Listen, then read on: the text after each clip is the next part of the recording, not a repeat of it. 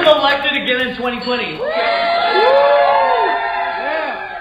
Serious questions tonight about one of the newest employees at the Bexar County Sheriff's Office. He's a man very familiar to Sheriff Javier Salazar, his former campaign consultant. Good evening and thank you for joining us. I'm Jeff Brady. Sheriff Salazar says Robert Vargas is working to help the county, not necessarily to help him get reelected on the taxpayer dime. Eyewitness News reporter Aaron Wright investigates that claim. On January 14th of this year, Robert Vargas III began work at the Bexar County Sheriff's Office as a change management specialist. According to the Sheriff's Office, his job is to effect cultural change within BCSO by serving as a conduit to all levels of government and constituents. The fact is that I needed somebody that was an expert in legislative issues, an expert in local government, an expert in relationship building, and Robert Vargas certainly is all of those things. We obtained an internal document showing 3 people interviewed for the job, but the Sheriff's Office redacted the names of the other 2 candidates and hasn't responded to our request asking why. Last year, Vargas worked for and donated to Salazar's personal election campaign.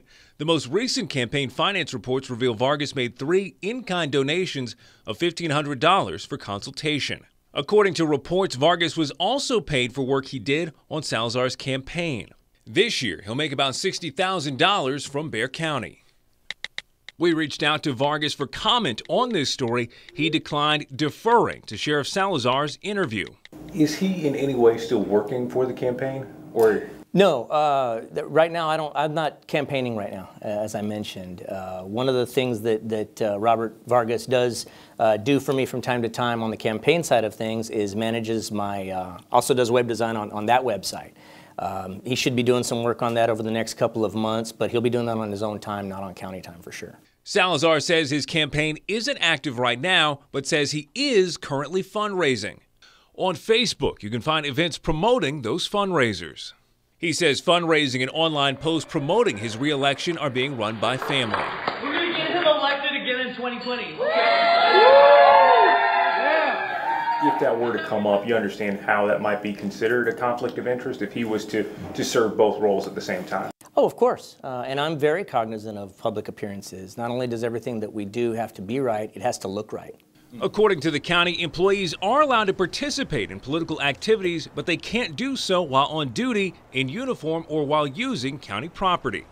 Online, we found posts from Vargas's Facebook page supporting Texas Democrats during county business hours. I don't know what it is that he's posted, and I don't know. I know that his work hours vary from time to time, so I wouldn't be able to tell you anything about that. County Judge Nelson Wolf declined to comment on Vargas being added to the county payroll.